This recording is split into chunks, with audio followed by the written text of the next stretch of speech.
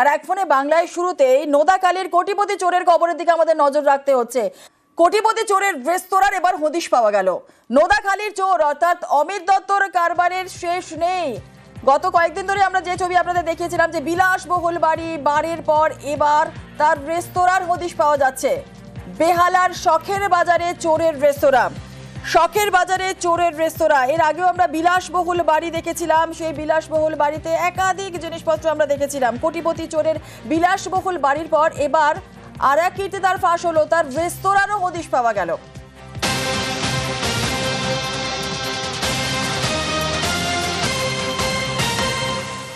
কোটিপতি চোরের রেস্তোরাঁর হদিশ।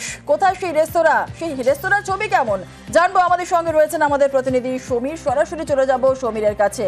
সমীর, কোটিপতি এই চোরের তো আমরা বিলাসবহুল বাড়ি দেখলাম, তার কীর্তি তো আরো একাধিক, তার কীর্তি এবার তার রেস্তোরাঁর হদিশ পাওয়া যাচ্ছে। কি সেই রেস্তোরাঁ, কোথায় তার রেস্তোরাঁ, কেমন সেই রেস্তোরাঁর ছবি একটু জানাও। দেখো জুমেলা, এই যে আমরা যে হদিশ, আমরা প্রথম যে ওর যে তিনতলা বাড়ি দেখিয়েছিলাম, তিনতলা বাড়ির ভেতরে আসবাবপত্র দেখিয়েছিলাম, নানা জিনিস দেখিয়েছিলাম, যে চোরের যে অমিত যে চোরের এত বারংবার কি করে এই যে চোর যে ওখানেও কিনেছিল ঠিক বাড়ি থেকে 5 কিলোমিটার দূরে যে শখের বাজার, যে নোদাখালী শখের বাজারে, সেই শখের বাজারের মধ্যে তিনতলা একটি রেস্তোরাঁ, হোটেল অ্যান্ড রেস্তোরাঁ, আবার নাম দিয়েছিল স্বপ্নপুরী। যেই হোটেল তৈরি হয়েছিল, হোটেল পড়ার যে এই গ্রামগঞ্জে এরকম হোটেল তৈরি হয় না, সেই জন্য ওখানে যে হোটেল তৈরি করার পরে ঠিক 2-3 মাস চলার পরেই হোটেল আবার বন্ধ হয়ে যায়, আবার হোটেল চালু করেছিল। কিন্তু এই যে গ্রাম এলাকায় এইসব হোটেল চলে না।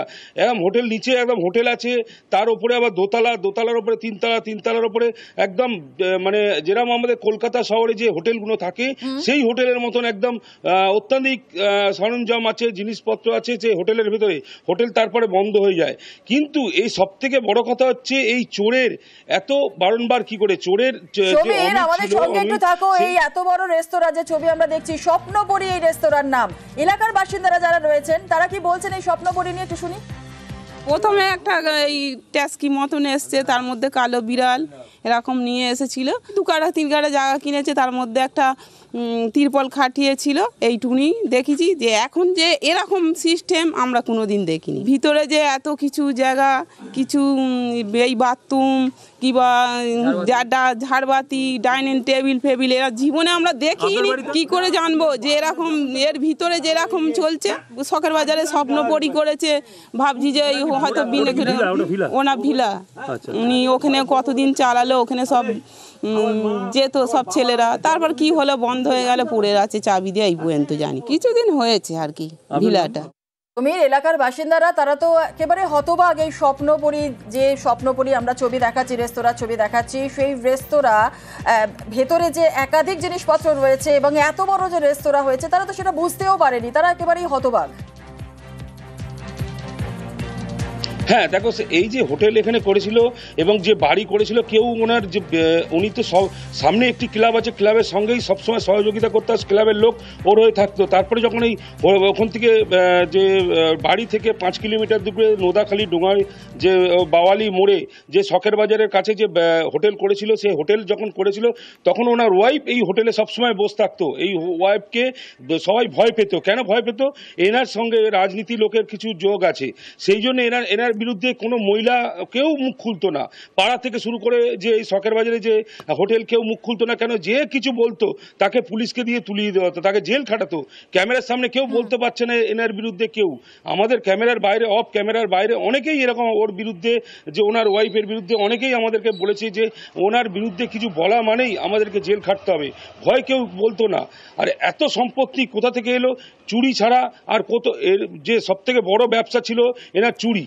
এই চুরি যে হাওড়া এলাকায় যে নানা এলাকায় যেখানে চুরি হতো, সেই জায়গা থেকেই এর সম্পত্তি এত সম্পত্তি কোটিপতি চোরের সেই ছবি আমরা দেখলাম। একেবারে অনেক ধন্যবাদ সমীর। কোটিপতি চোরের স্বপ্নপুরীর যে রেস্তোরাঁ ছবি দেখালাম আপনাদের। আর এই কোটিপতি চোর তার দক্ষিণ 24 পরগনার গ্রামে তার বিশাল বড় বাড়ি, আর সেই বাড়িতে যেমন রয়েছে ঝাড়, তেমনই রয়েছে বার। দেখুন বিশেষ রিপোর্ট। গ্রামের মধ্যে বিশাল বাড়ি, চুরির দায়ে ধৃত অমিত দত্ত। তার বাড়ি যেন রাজপ্রাসাদ। এই বাড়ির মধ্যে ঢুকলে চোখ উল্টে যাবে।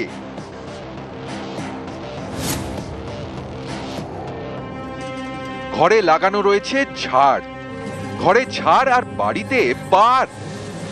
এই হচ্ছে বাড়ির বার, রয়েছে ঝকমকে লাইট, সাউন্ড সিস্টেম। তদন্তে পুলিশ জানতে পেরেছে চুরি করে বাড়ি ফেরার পর এই বাড়িই হতো উল্লাস।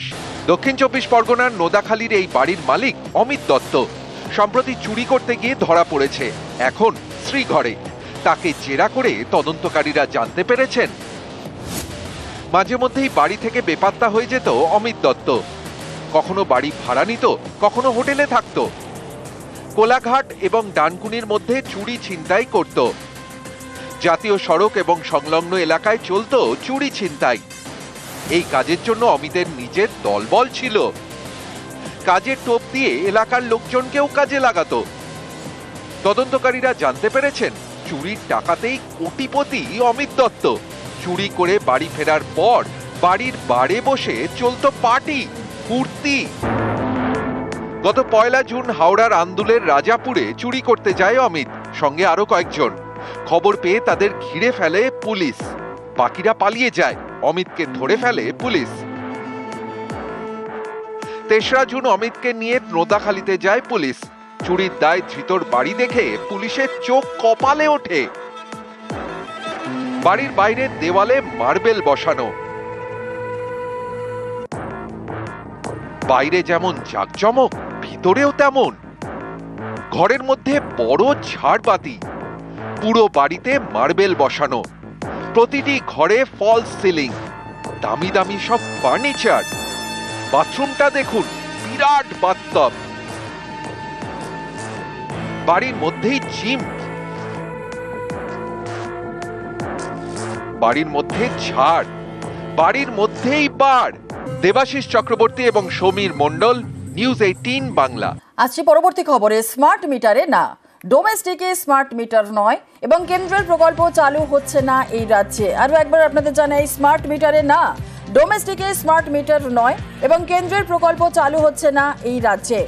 কমার্শিয়াল এবং ইন্ডাস্ট্রিয়াল কানেকশনে স্মার্ট মিটার, ডোমেস্টিকে স্মার্ট মিটার নয় এবং স্মার্ট মিটারে না, কেন্দ্রের প্রকল্প চালু হচ্ছে না এই রাজ্যে। সোমরাজ রয়েছে আরো বিস্তারিত বলবে। সোমরাজ, তাহলে কেন্দ্রের প্রকল্প চালু হচ্ছে না রাজ্যে? দেখো, ডোমেস্টিক ক্ষেত্রে স্মার্ট মিটার চালু হচ্ছে না। কেন্দ্রের যে প্রকল্প তা ডোমেস্টিক ক্ষেত্রে চালু করা হচ্ছে না, কিন্তু বাণিজ্যিক ও শিল্প ক্ষেত্রে যে স্মার্ট মিটার ইতিমধ্যেই লাগানো হয়েছে বিভিন্ন জায়গায়, বিশেষ করে শিল্পক্ষেত্রে, বাণিজ্যিক ক্ষেত্রে বা বিভিন্ন অফিসে, সেই প্রকল্প চালু থাকছে। কিন্তু ডোমেস্টিক অর্থাৎ বাড়িতে বাড়িতে যে স্মার্ট মিটার লাগানোর যে প্রক্রিয়া শুরু হয়েছিল 3-4টি জেলায় পরীক্ষামূলকভাবে, তা আপাতত বন্ধ রাখা হচ্ছে। এমনটাই সিদ্ধান্ত গতকাল রাজ্যের তরফে নেওয়া হয়েছে এবং ইতিমধ্যে রাজ্যের বিদ্যুৎ দপ্তরের তরফেও তা জানিয়ে দেওয়া হয়েছে যে বাড়িতে বাড়িতে যে স্মার্ট মিটারগুলি ইতিমধ্যেই লাগানো হয়েছে তার বিকল্প হিসেবে সেগুলি তুলে নেওয়া হতে পারে এবং তার পরিবর্তে পুরনো ব্যবস্থা ফিরে যাওয়া হতে পারে, তেমনটাই এখনো পর্যন্ত নবান্ন সূত্রে জানা যাচ্ছে। ধন্যবাদ।